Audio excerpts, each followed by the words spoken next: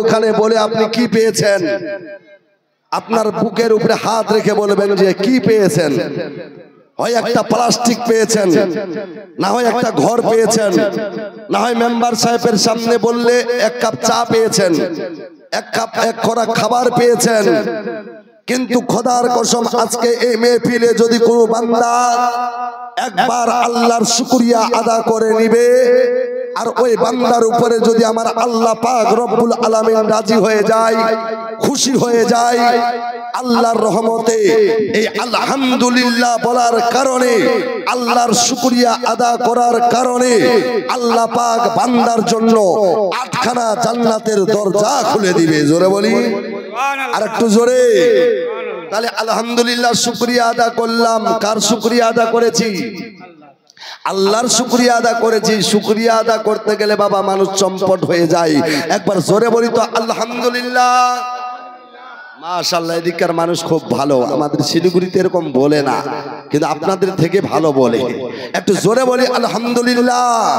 বেরাদার আলহামদুলিল্লাহ বলবেন তো সওয়াব পাবেন, সুবহানাল্লাহ বলবেন তো সওয়াব পাবেন, লা ইলাহা ইল্লাল্লাহু মুহাম্মাদুর রাসূলুল্লাহ পড়বেন তো সওয়াব পাবেন, নবীর উপরে দরুদ পড়বেন সাল্লাল্লাহু আলাইহি ওয়াসাল্লাম তো সওয়াব পাবেন, উহুদ পাহাড়ের সমতুল্য সওয়াব পাবেন।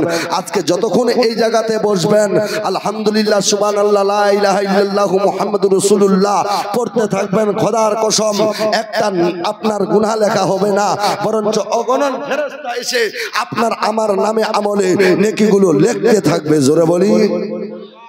তাই বেরাদার আমার একটা অভ্যাস আছে, আপনারা শুনতে থাকবেন, সুবহানাল্লাহ বলতে থাকবেন, আপনারা সুবহানাল্লাহ বলতে থাকবেন। আমার গাড়ি চলতে থাকবে, তবে বেশিক্ষণ চলবে না। একের বা দিগার ট্রেন লাগা আছে, 1 ঘন্টা সময়। যদি ভালো লাগে শুনবেন, না হলে আমি গোলাম সাবির বিদায় হয়ে চলে যাব।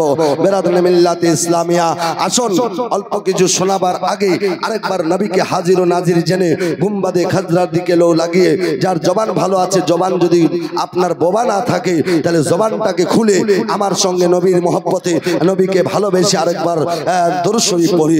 সকলে মহব্বতের সাথে পড়েন আল্লাহুম্মা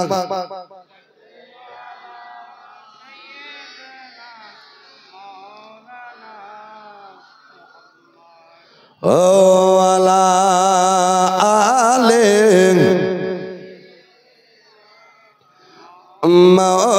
মাওলানা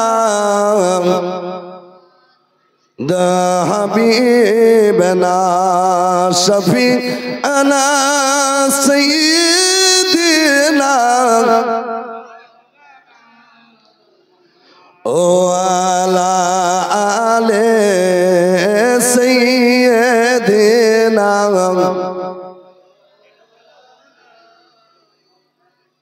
সাল্লাল্লাহু আলাইহি ওয়াসাল্লাম। বেরাদার আল্লাহ পাক পবিত্র কোরআন পাকে বলেছেন ফাদখুলি ফি ইবাদি ওয়াদখুলি জান্নাতি। একটু জোরে বলি।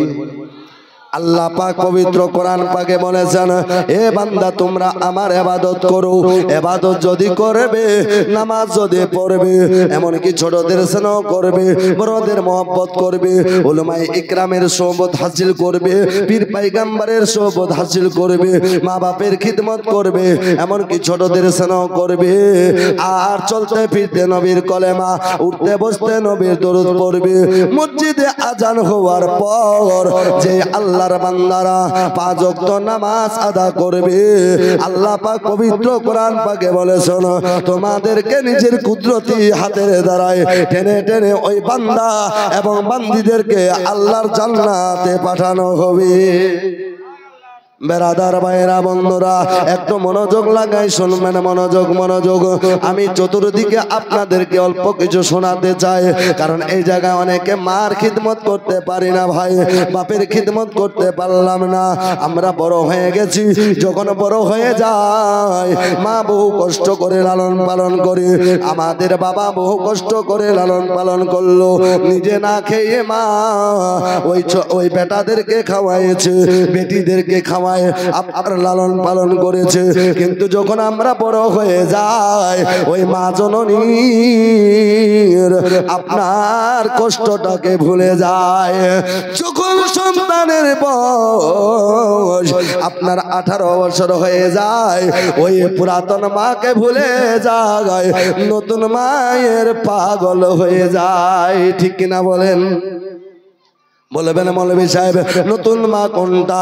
নিজের মা হলো আপন মা, নিজের মা পুরাতন মা, আর যখন শ্বশুর শাশুড়ের বাড়ি যায় এটা হলো নতুন মা।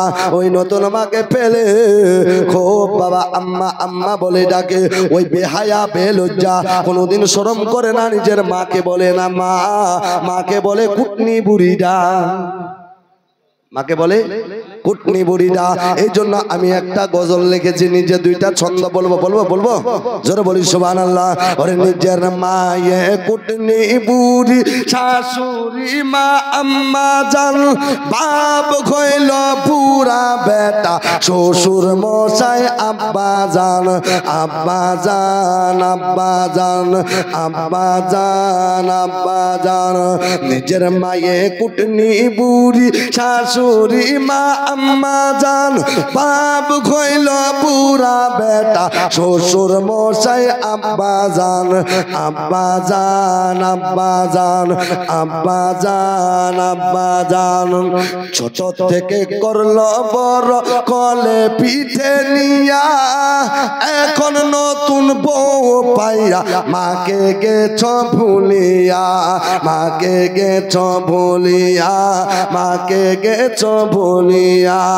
মা হলো কুটনি বুড়ি, শাশুড়ি মা আম্মা জান, আম্মা জান আম্মা জান, বাপ হইল পুরা বেটা, শ্বশুর মশাই আব্বা জান।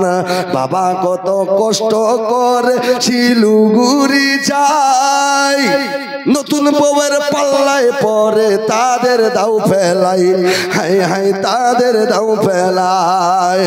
ওরে মা কত কষ্ট করে, বাবা কত কষ্ট করে রোজগার করতে যায়, আর নতুন মায়ের পাল্লায় পরে মাকে দাও ফেলায়, হাগা মাকে দাও ফেলায়। ওরে বাবার মনে কষ্ট দিলে গো